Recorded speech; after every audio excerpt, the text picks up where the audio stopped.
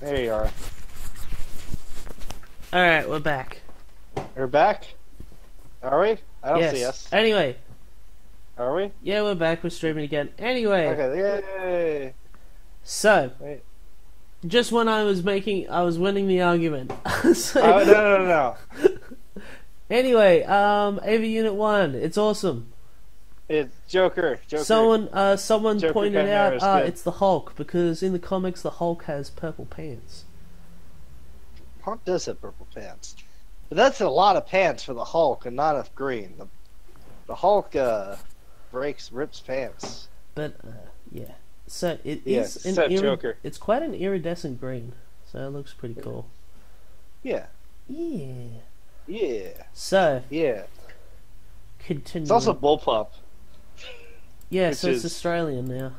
Yeah. Well, the AUG Steyr is the Australian standard issue rifle. So, isn't it? So is this? I don't know. Is this like this? Oh! I got some buffering. Are you there? Yeah, I can hear you. Okay. Why? Maybe it's just my internet. No. Okay, we're good. Yeah. But yeah, Tungsten, EXE points out in chat the Hulk does not dress this cool. I agree. This is I don't know, dude. classy. I think the Hulk has some pretty good fashion sense. You saw Thor Ragnarok, right? He's got that Spartan thing going on, man. He got the bling. Yeah, Planet Hulk is pretty intense. Yeah. I mean, technically, Ragnarok was kind of also had a little bit of Planet Hulk. Yeah, well, that was the idea. Yeah. Because, is it... Yeah. Wait, is Sakaar a... I can't remember the original planet in the Planet Hulk. I don't know. I'm a DC fanboy. I don't remember the original planet. Okay, moving on. So, to more important and pressing issues. Pressing issues? Yeah, you can tell I'm stumbling over my words because my nose is so blocked and I've got to breathe through my mouth. I forgot to set the timer. Oops. It's alright. There we go. We'll set it now. We'll just keep going. We'll just make it up. Ragnarok Oktoberfest! Hype train. Yeah. Just a reminder. Hype train. Choo-choo. So yes, if you're going to Ragnarok Oktoberfest, the only way, not the best way, the only way to attend that event is with a Flywheel deploy. Yes. So this is from Adrian Ward, who also runs the Facebook page and I believe group, Flywheel the World, where he's on a crusade. He's on a mission. A holy crusade to bring the Flywheel Master Race. Oh god, that sounds awful. We're not saying he's a Nazi. We want to clarify that. I just figured we had to put that out there. For the Imperium of Man. So there you go. Everything shall be Flywheel. And run off lipos. Flywheel. Yes, all the lipos. Hello, Devil NZ from Germany. Wait, Devil Z. Is that Devil Z? I don't think that's Devil NZ. I don't know. No, Devil. If it is not NZ. It's Devil Easy. Yeah. I don't know. Yeah, that's Devil's call. I don't know. Anyway, so yes, the deploy Flywheel solenoid pusher of awesomeness and stuff. I can't remember. Have other people done solenoid pushers before? Yes. Have they done it successfully? Not that I've seen.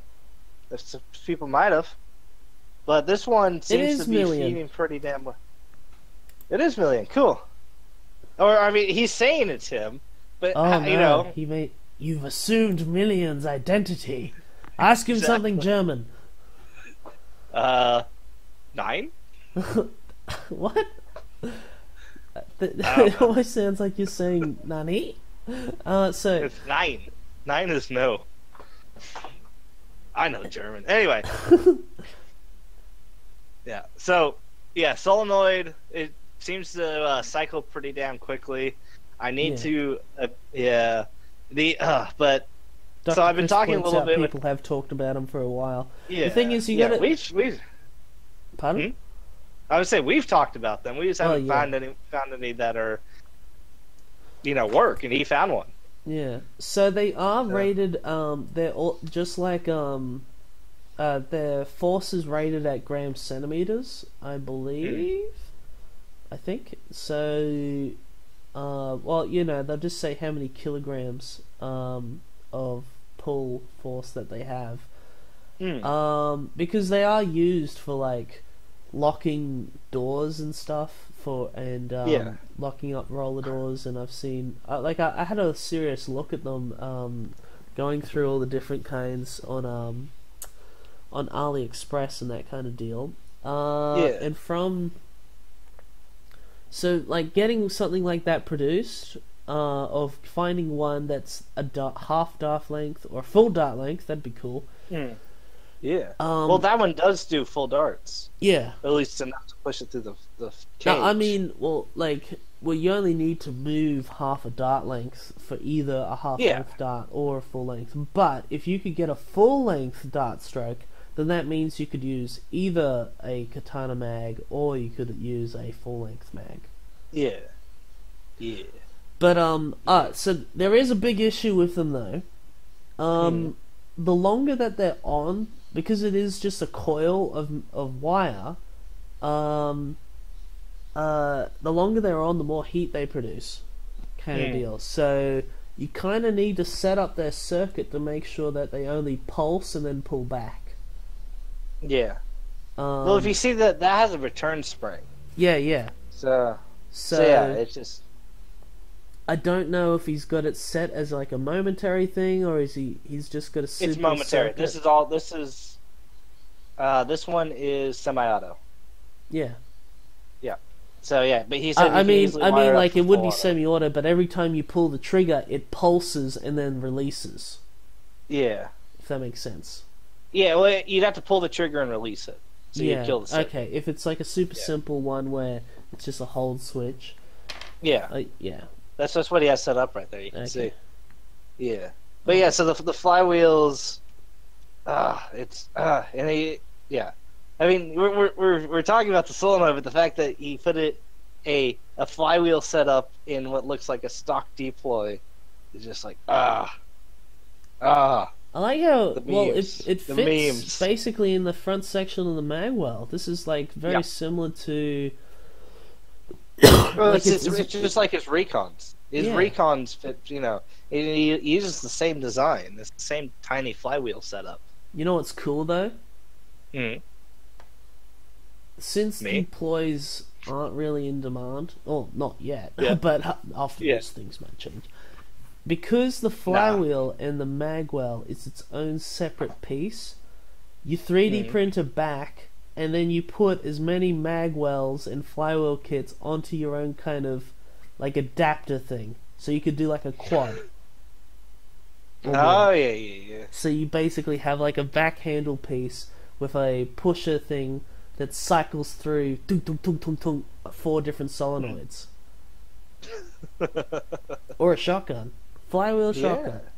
Flywheel shotgun. I'm overthinking this, aren't I? No, we're thinking it just enough.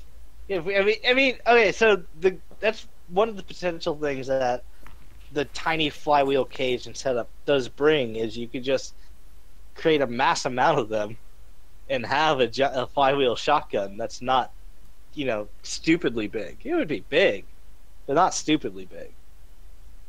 And then, so you have it shoot like 30 darts at once. Actually, Adrian Ward, if you're listening, or if any of Adrian Ward's friends or mutual friends or whatnot, I'm laying down a challenge. I'm throwing down the gauntlet. What do you want? You got to stick the flywheel thing in the front of the double shot. What is it? The double dealer. Make the double dealer good. Okay, which one's this? Oh, the double dealer is the one with the 2 mags that go on each side. Yeah, right? the single plunger tube Springer fail. Yeah. Where it had 2 magwells. It's basically like a hammerhead. So, because you've got it's like an easier, a smaller version of doing a rhino fire, because the rhino fire is huge. And also, but they won't have the pulsating bits. You gotta have the pulsating bits. Oh, just solenoid it. More solenoids everywhere. Yeah. Yeah. Hey, see, there he is. See, Adrian Ward. Bam. Is he in? Yeah, he said, "Hey guys." Where? Oh, there he is. Okay, Adrian. Sunglasses. Adrian Ward, here's your challenge. Double dealer, please. Can you flywheel a double dealer to make it good? Because that thing flopped hard, but there's so much shell space, you could put in like ultra capacitors and for no reason. I don't know. You could put in giant batteries and everything. Put at least 30 flywheels. Oh, dumb at shit. Least dumb 30. ideas. Dumb ideas. What? So, dumb ideas? The double dealer has a double mag holder in the stock, right? So you make pull pushers or pullers in the back, feeding into flywheels in the back there. So then it now becomes a quad shooter. So you've got 2 mag wells on the front, and then you've got two. I don't know. Yeah. See, 2 mag wells back. No. You're onto something. I'm delirious with this cold. No, it's fine. No, but what if we just multi-stage flywheel his tiny flywheels, right? Well, that too. And that's but from the back. So the front one is just your normal engagement, but then your back one goes through like I don't know how many flywheels you can fit on top of the dove dealer, and then actually it would be cool to have them like exposed or have like little caps over the motors. So you make it have the motors like they're sticking out as if they're barbs on an arc gun. So if you think like the District 9 gun or some kind of rail gun, if you look at like actual rail gun or Gauss guns, there's sequences of magnet gates that trigger. Yeah. So if you do that kind of look where you have multi-stage flywheels of these mini boys, that'd be cool. Yeah. Totally unnecessary. But totally necessary. We modify children's toys, Justin. What do we do that's actually necessary? Well, speaking of absolutely necessary, moving necessary. Moving on. The double dong. So, I mean, this ties in with the double dealer. If you had the double dealer, you obviously need more mag capacity. Oh, genius. So then you run the 4-time decadong. That's 40 mags. Yes, they would be on your crotch area, so you'd have to wear a cup and stuff. But that's 40. Dude, you hold 40 mags. Hey, wait. Well, we discussed this last week, and we did after the no, not like. Yeah. Well, we have discussed this off show. There is a crutch plate armor, like airsoft plate armor, which has molly on it. Yes. So the heavy armor, it's like the big vest, and then it has a triangle flappy plate to protect your groin at the front. That area does have molly on it. We found one. But allow me to regale you with just inspiration I just had. Oh no. Flywheel cage on each of the mag holders of the decadong with solenoid pushers. That's how 10-shot shotgun. There you go. And it folds down from the shoulders so you become a mech. And then you have shoulder decadongs, and then you shotgun fire. Done. I just saved the world or something. Cancer may have been cured. Hey, I can't guarantee that. If they all fire at once, or if they all have their own separate solenoids, look, maybe that should be the project. Is you make an even smaller, like a really small, like just version of like the where's my words? Words. Come on, think. The SMG thing, right? Or it doesn't have to necessarily be katana mags. So how Mr. Heathpants made a his MP15. Oh, sorry, it's an MP7, but yeah, it's the Mr. Heathpants 15. MHP. Anyway, where was I? So yeah, if you make there you are. Yay! Yay, it like dropped out 3 times in a row. Each time I kept trying to reconnect it. Yeah, there we go. Okay. It lives. We back. We back. So, anyway, to finalize that, Yeah. make a standalone unit that's just a magwell, flywheels, and a solenoid holder, and then we can set up a whole bunch of transistors that are all then connected into an Arduino, and then there you go. Bam. technical term. Yeah, and then you have enough just so you get 360 degrees of fire, and you just like you have a shield out. made out of mags. Exactly. It was actually a shield made out of darts, but they're moving darts. So you just do constant bursts of darts. Yeah. Oh, that's a thought. Yeah. So if your pusher went like a full dart length long, you could double stack a full length mag. Yes. Yes, you could. Adrian Ward, get on it. Chop chop. Chop chop. Chop chop. All right, moving on before we drop out again. So that's it. We're guaranteed less dropouts than that other time. So next topic. Can I please get the shotgun reload or the gun reload? Oh, next topic? Yeah, sorry, I was walking away. Get right back to my computer. No, this one. That one. Nice. Okay, we're good. Yeah. Okay, so. Okay. A couple weeks ago, we did discuss. Oh, wait. Are you gonna rant? No, I'm not ranting. I'm not ranting. I'm just. Sure. This is an account of something that's happened exterior to the Nerf modding community, the Nerf hobbyist community, but something that's happened on Nerf YouTube. Anyway, so a couple weeks ago we did cover Zach King, who is producing the Nerf Nation show for Hasbro and is being uploaded to the official Nerf channel. Okay, which one is Zach King? Zach the guy King, on the left or the guy on the right? The guy on the left. Guy with the open mouth that we can easily Photoshop to do stuff. Got it. Yes. So he's like the guy. Yeah, he is. Zach King's known for Final Cut King back in the old days, like way back. I'm talking like 2011. The before times. Got it. And then he got famous, proper famous, through his vines. So you may know him for his magic vines, where basically he does a simple kind of VFX tricks. Wait. Hang on. So Zach King's not the guy who does the Nerf Nation show. He is the Nerf Nation show. Oh, I thought the other guy was a magic guy. They both. That's. I'll get to that. Okay, get to that. And then once you get to that, explain to me why there's a stripper pole in the back. But keep going. It's a fire pole. Yeah, whatever you call them in Australia, stripper pole. It's the firefighters. They jump down the pole. Yeah. I mean, if you like firefighters, it's all good. Keep going. Anyway, so male strippers. Anyway. Let me finish what I'm talking about before my nose clogs up. So, anyway, then a few weeks ago, I follow. So Peter McKinnon is the other dude on the left. The right.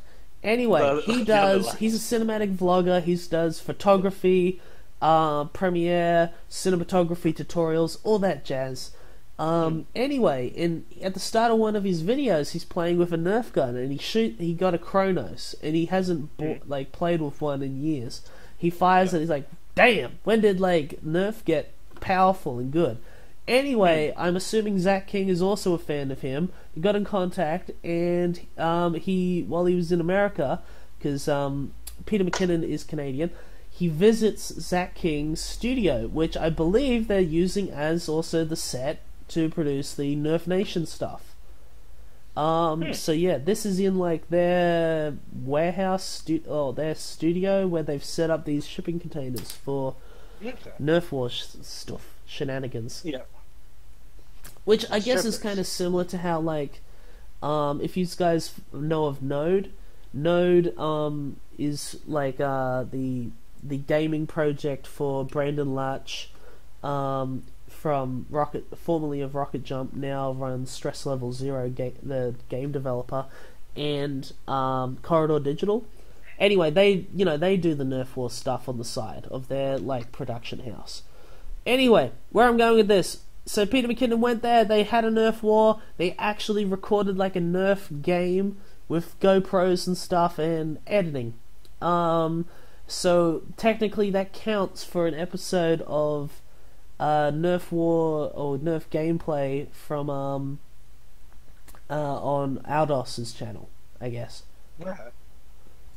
So wait, that whole thing was to tell Aldos to cover this. Yes. Okay. I'm giving him feedback. So I'm giving him the goss. Feedback. He hasn't done it yet.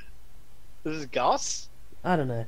It's just something that I noticed that happened outside of like the Nerf community. Was the video good? Yeah, it was alright. It was alright? Yeah, it was okay. It's all stock gameplay though. Yeah, but then again, they're all running around with Chronoses, and then he used the Prometheus for a while. Yeah. I don't know. Like, did they do anything that we could pick up on, or as a community? Not really. I don't. Really? I think having decent sound for your gameplay edits, and also cutting the fat from your edits. Like, no one wants to see you walk back to respawn. Just cut. Make it look like you just die, and then you respawn. But what if we vlog back to respawn? No. Anyway, so and the final thing of this, back at Peter McKinnon's studio, which is like his own studio back in Canada, he actually made himself a little Nerf nook. So I thought that was interesting. So he's now got himself a little Nerf armory. So it's infectious. No, I think I'm bringing this up to say like the third wave of Nerf is coming. Like Nerf will get even bigger again. What was the second wave of Nerf? I think it started. Technically, I guess the proto would be. Sorry. Okay, this is Nerf history stuff. Let's get into it. Nerf YouTube history. Yeah. Take notes. Be on the exam. Okay, first wave Nerf YouTube would be UN13, Forsaken Angel, Drac, Coop, Psych, Coop, Psych, Bobo instead. Germ, I remember Heavy. Germ. Oh, Germ, yeah.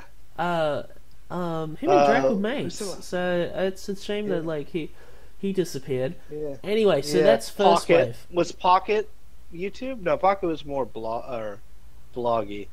Yeah, and I guess you would also, if blogs of the early days, Nerf SG.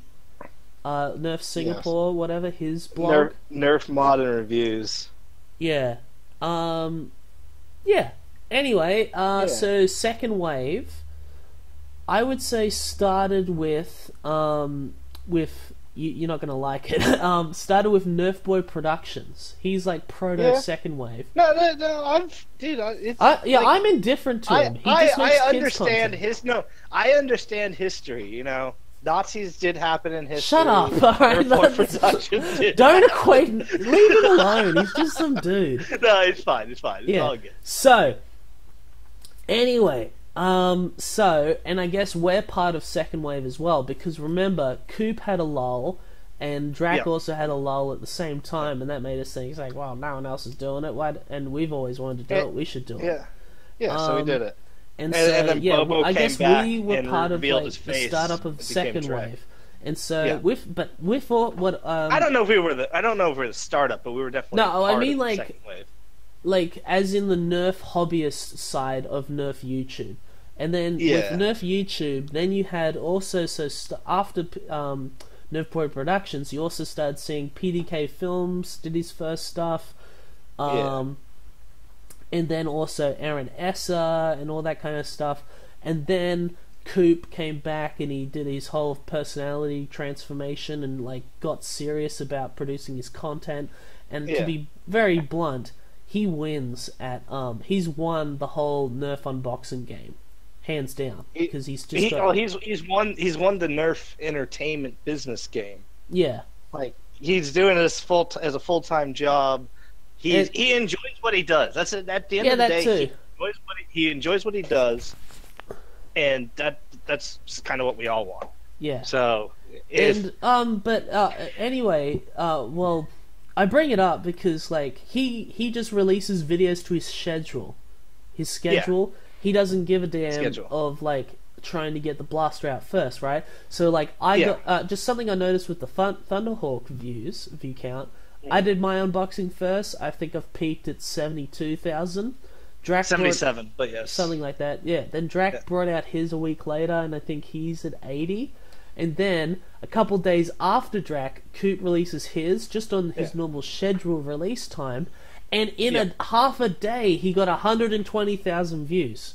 You know, just because he has his own following. Exactly. He can unbox a long shot, the original yellow long shot, and he would still probably get that many amount of views. Yeah.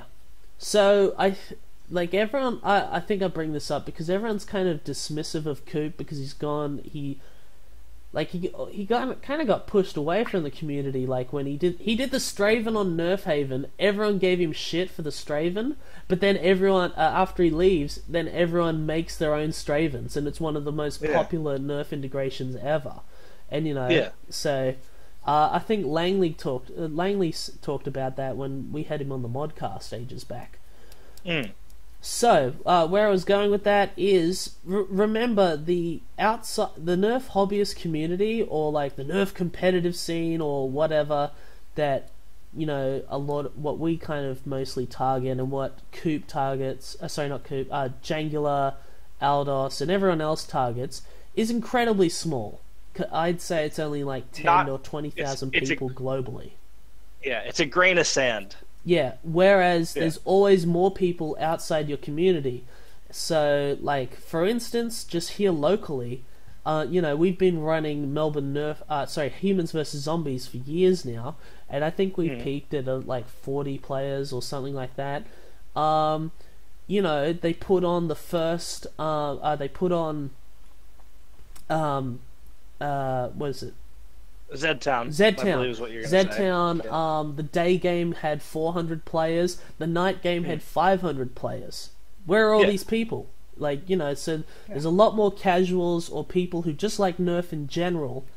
So so what I'm noticing though is that happened.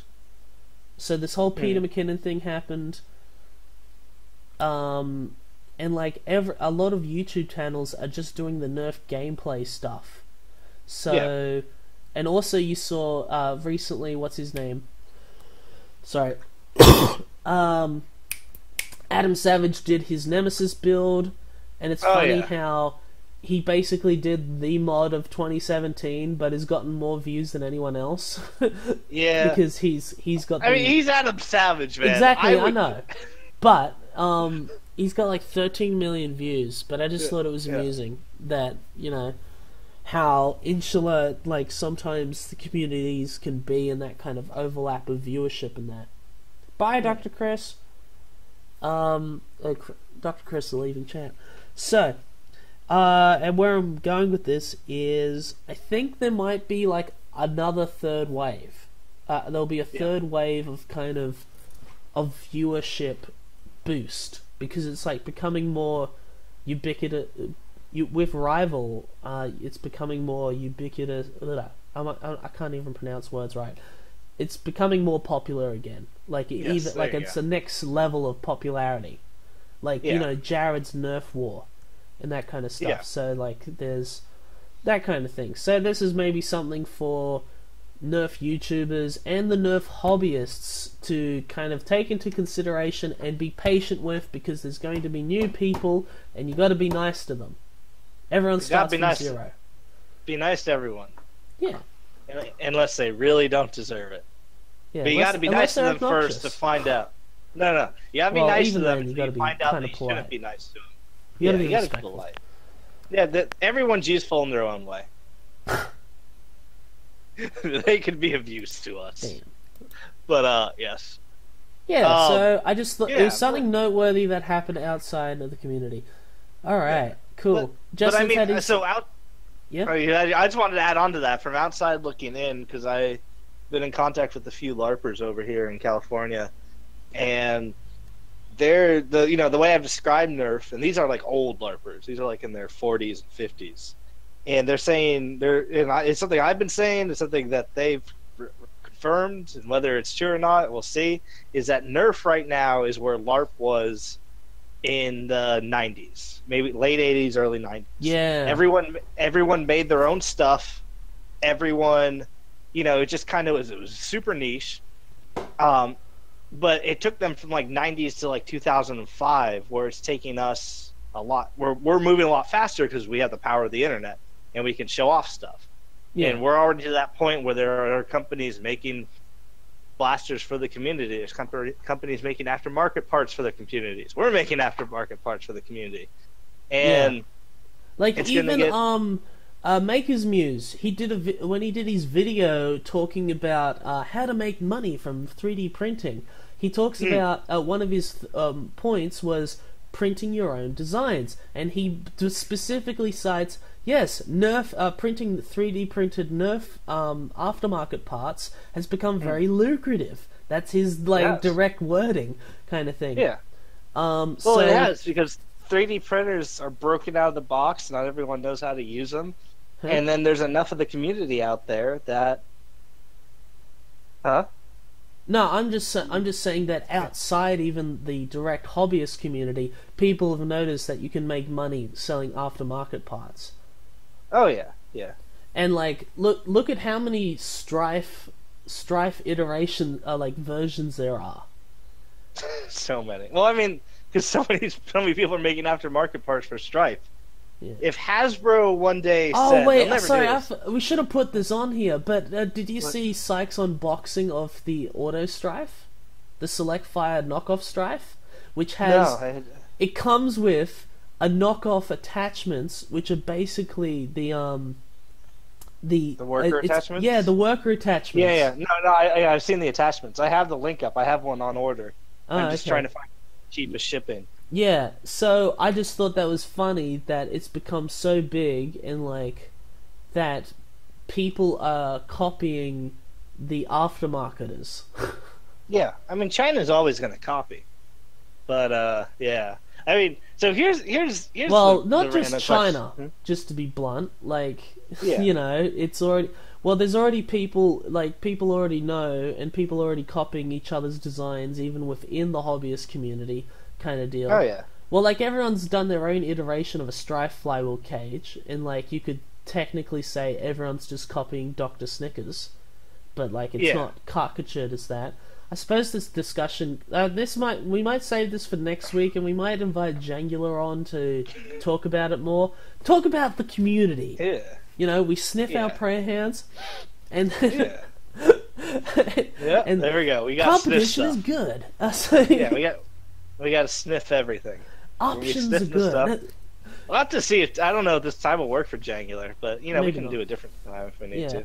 Hey, but anyway, just because he brought up that discussion about people copying stuff and that, and how Worker basically did a carbon copy of Dean Blastertech's Scar Barrel, and it's like, geez, guys, from what I know, apparently they did buy the Yokio design Sig Sauer front grip thing, and that's what the Prophecy came with the original release of that Sig Sauer front grip thing.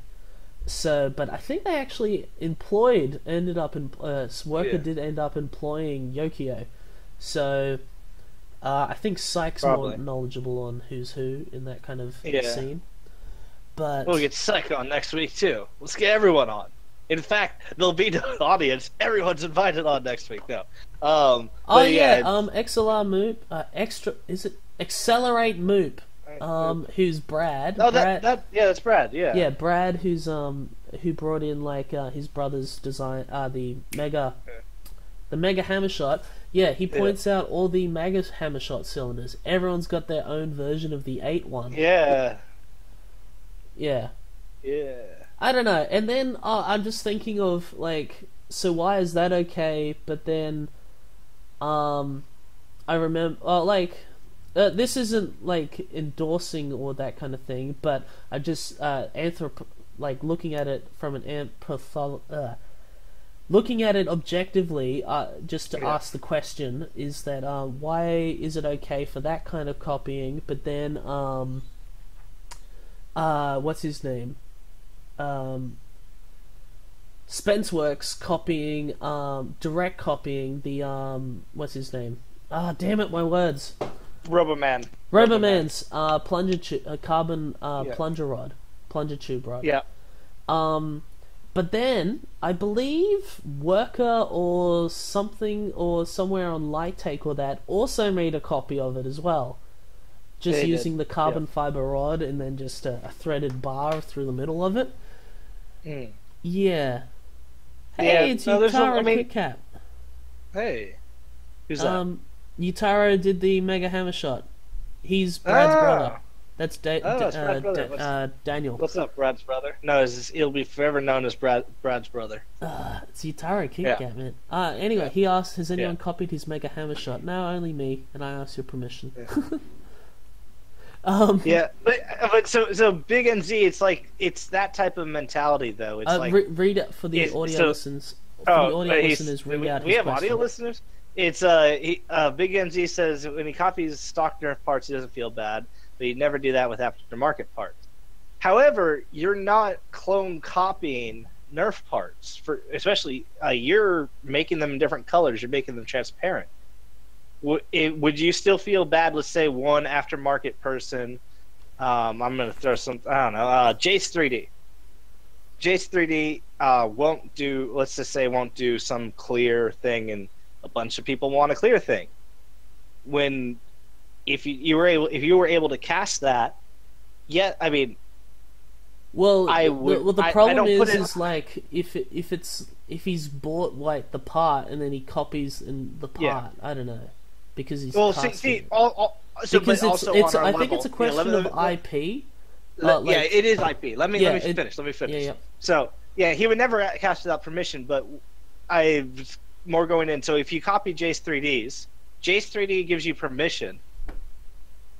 Let's say you don't voice the permission, the community would then feel angry about it. Or you license it, or something like that. We can't, but we also at the same time we can't license from Hasbro. So I'm actually kind of doubling back on what I was saying. But technically, no one actually owns their own IP for any of the parts they've made, because technically Hasbro owns the patents and the copyright of all the Nerf parts that you're copying. Technically, yes. So I thought about this the other day. So technically, like all those Flywheel cages, would they be breach of patents? Like I don't. Oh well, here's another question. So you see all the aftermarket airsoft internals. Like, what's the deal with that? Like, I don't know. Yeah. So like, because I've seen a lot of aftermarket airsoft internals where basically someone's made an airsoft blaster, a gun, and then they've copied, or that someone's developed like an actual not crap plunger system or motor kit for it, and then they sell it. But if you're basing it off someone else's patent or like product, unless they've got the patent for it, I guess it does matter. But we definitely know that Hasbro has the patents for it. So, you know, as much as everyone like says the Typhoon from the Henson's Typhoon, and it's like it's an American family business and all this stuff, but technically aren't they breaching patent? I don't know what the rules are for replacement parts. So for the replacement parts, it's for the actual patent and design. If you could show it could fit in something else, you technically have some wiggle room. Yeah. I think we need to talk to a copyright lawyer or something, because I don't know. I'm just posing these as questions. Yeah. Because then also, the moral of the story: ask Biggs and Z to cast parts from everyone. There's gonna be Justin Mask, Biggs and Z, parts cast. Alex Max, Biggs and Z parts mask. You can get Drax hands cast for you. It's all gonna happen. Because another one that happened was Captain Slug noted on the Caliburn group that he was annoyed about the dudes in Singapore who were making like their own kind of what was it, the spa, the ka, the ma, what was it called? Sab, there you go, thank you. The Sab, and then what I love is like an act of protest. Yeah. Someone copied the Sab design and released it on Thingiverse, and I think one of the Singaporean guys shared it in the group. Is like, what an absolute madman! It's like, yes, I don't know, memeing on the copiers, but then again, you have it unless you've registered it as a patent. Anyone could take it. Yeah. I mean, okay, so yeah. But so then also, like, the whole community's based on open source and copying. Like, that's the whole point of releasing shit. Yeah. I don't know. It's but weird. Also, the community will step up, and whether or not it's correct, will have a opinion. Yeah. Right. So if the community doesn't like something to be copied, and it gets enough outrage, like the worker scars, then it's not going to happen. Yeah. I just find that interesting, like, sometimes what I notice also is there's the what's the words for it? I don't know. The patriotism of supporting local businesses within your own country kind of deal. But, like, at the same time, Justin, the owner and CEO of Worker, also has family and employees, so why is his copy of a Flywheel cage for a part that you're also copying that's owned by someone else, why is his kind of his endeavor is less noble than, say, the Henson's family's cage? I don't think the Henson's an actual direct copy of anything. Well, it's incredibly similar to the Dr. Snickers. It is. Well, basically, is the Henson's ones all stainless steel? I can't remember, or is it all aluminium? I know they've got like the precision barrel thing, but like, which is nice. Yeah, I've seen the Henson ones, and I've seen the Dr. Snickers ones. Pardon? I've held both the Henson ones and the Dr. Snicker ones. Oh, okay. And what do you think? There is some difference. I wouldn't go, these are the same thing. It's and someone was bringing up like car parts, they don't infringe. This is like two different engines. Yes, they go in the same thing, but if you have parallel development, which can happen sometimes, and then people are like, oh, you copied me. It's like, no, well, dude, you're not the only one to have this idea. But it's like, I mean, that's what happened with Henson and there's only so many. There's infinite variation, but there's only a limited number of effective. Yeah, I get what you mean. There's only a limited number of viable variations. Sorry, Tungsten. I don't have like a specific picture for this topic. We need like a generic. We're on a rant again picture. Well, this isn't a rant. This is discussion. I don't think we've gotten to any further. Well, I'm just raising questions now to make people think. Yeah. Also, the Henson system is much cheaper than Snickers. Oh, there you go. That too. So that's I mean, that alone's a huge thing. If you carbon copy something, so they didn't. Like if you look up two different pictures of Henson and Snickers. That's one thing I want to point out, because I know you're not meaning it, but it's sounding like you're saying that they just copied it. They did it. I'm just Well, technically, everyone's copying parts made by Hasbro. Everybody's copying Hasbro. A point. Yeah. But that's another thing. Is if it's quite similar, but you can manufacture it for less price, is it still copying? Well, yeah. Yeah, but because you know what I'm saying, right? Here's actually, sorry, we'll end it on this part. All right. Yeah. Everyone in, like, pretty much everyone in Singapore that I've spoken to, really dislikes Hang, and Explorer's business practices because they're anti-community, anti-consumer. There's a whole backstory there. Anyway, so everyone celebrated the fact that Artifact just totally ripped off his parts, and then produced them for way cheaper. Yeah. And now, and so if you lose community favor, then all of a sudden it's okay to copy that person for profit too. So this isn't just like someone, you know, taking the dimensions and sticking it up on Thingiverse, whatever. This is someone directly remaking it for profit. That's you know, the purpose of Artifact, and now even Worker have done the exact same thing too. Basically, there's not that much variation between doing a pusher style breach system. Once people work out how it works, then like people just copy that design, that kind of thing. So yeah, it's an interesting, messy topic. I'm not having a go at anyone, just raising questions on the philosophy of when people are approval of copying and when they're disapproval of which. This should probably have a discussion with someone else on the podcast as well. Yeah, I mean, like you said, we'll bring Jang on it. We'll bring Jang on. We should bring someone else. OG. Oh, it'd be cool if we could get Psych and Jang on, because then we could have a. Hello, good people. What's up, enthusiasts? We get that. If I can get that, oh, if I What's get up, that. Hey, hello, Bobo's in chat. Hey, Bobo. Hey, Bobo. We're talking dicey topics. Dicey. Okay.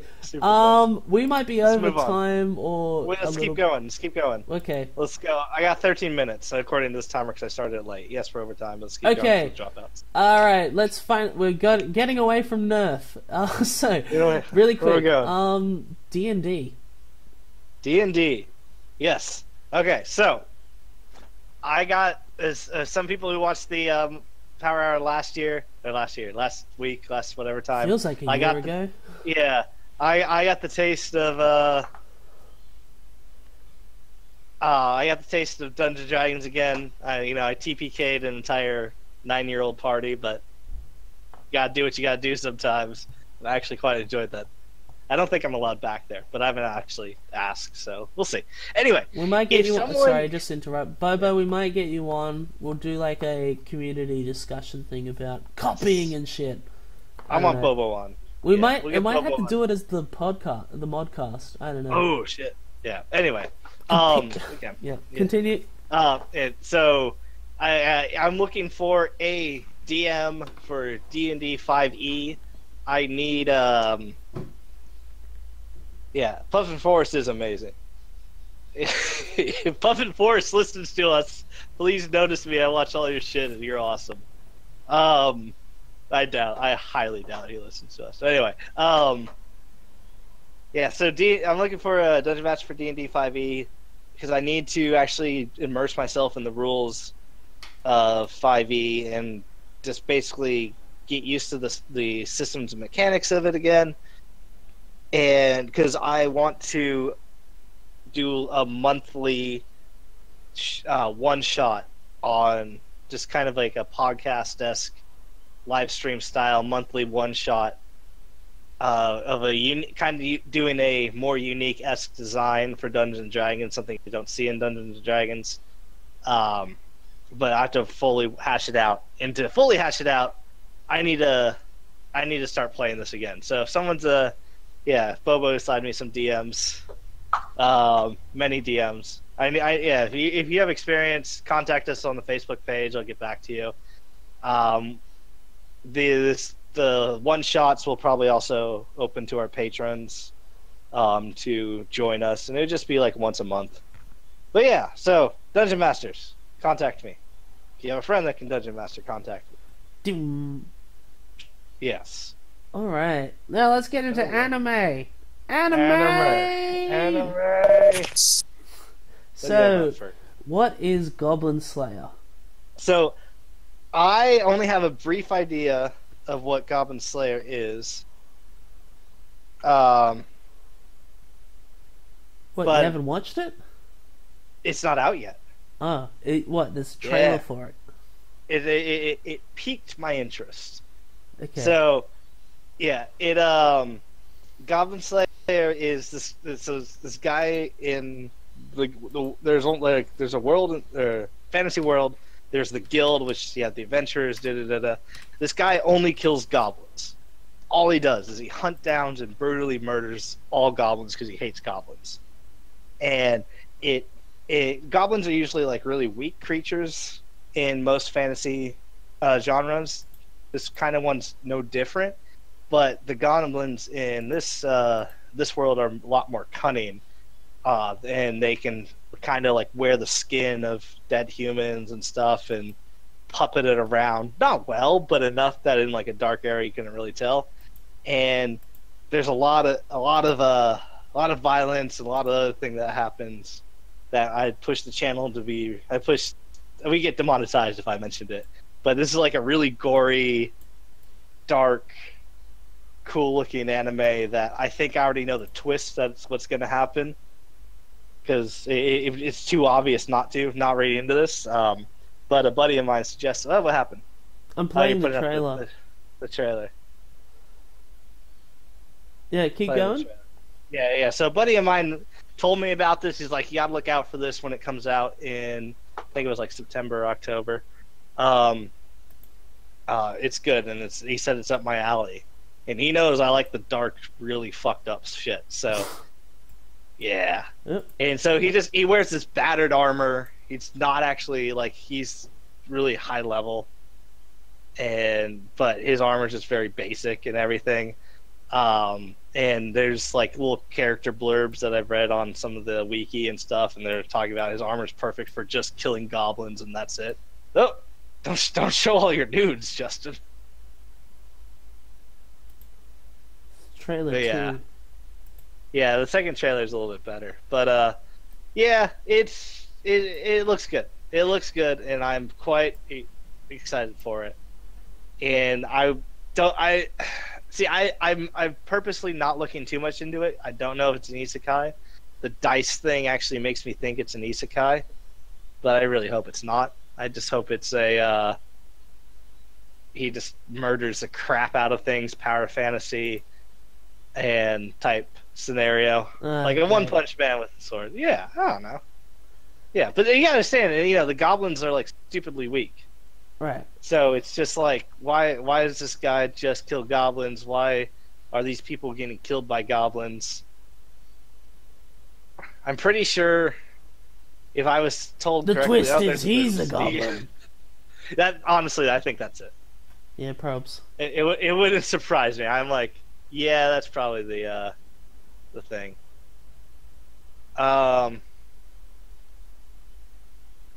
It's like, how do we copy Doom, the Doomslayer from Doom? Yeah, exactly. I mean, but it could be good. I don't know. I'm looking forward to it because it just has a lot of, it actually looks good and it looks animated well, and I don't know. Yeah. It looks. All right, let's end the show on a high. Apparently, tell us, why are we talking about Overlord again, Alex? Yes, because it's gotten to the point where it's drawn back from a conversation. The main character, the main protagonist, which they're all more or less the bad guys in this world, had an offhand comment in the first season. So we're on season 3 now. And the offhand comment of because he's like, oh, I'm this all powerful creature and everyone's really weak, and he's like, I could rule the world. We could rule them like God. Like that. That kept breaking in and out. Oh, it did? Damn it. Oh, well. That was Jake, right, from Adventure Time. Yeah, Jake, exactly. We could rule them like gods. Yeah. Angry gods. Angry gods. Yeah. But, yeah, it was just an offhand comment. and because his NPCs for his dungeon because in that game they have player main dungeons and NPCs essentially made your own bosses, and that's how the game worked out. They're actually gaining more sentience and becoming more self-aware and becoming actually a challenge. No, they're becoming, they're getting full personalities and everything. Yeah, they still worship him, but they're getting smarter and everything. So an offhand comment of like, oh, I could take over the whole world. Demigos, the guy with the glasses to the left of him in the picture, in the suit, basically sets all this plan in motion. So they now own the underworld for this one kingdom, like the entirety of the underworld. They tortured like some of the few remaining leaders of the underworld, so they now just obey them and everything. And they just got in a group of adventurers, or there's adventurers and then there's people called workers from another kingdom. The workers are kind of like adventurers that'll do more nasty jobs. I thought this was an isekai, right? It is an isekai. So, are the adventurers other players? No, the adventurers are just... Okay, so he got sucked into the video game that he played, but then he got his essentially the dungeon, because the guild hall is like a dungeon more or less that the players make, then got transported to a different world again. So it's an isekai within an isekai. Okay. Got to go to next level.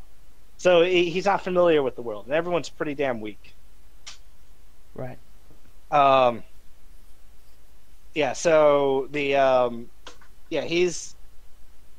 basically they have a group of, as I said, workers. They're not adventurers, because these guys will do dirtier jobs and stuff, and they just had them go into their main dungeon, and they're torturing them and slaughtering the living crap out of all these adventurers.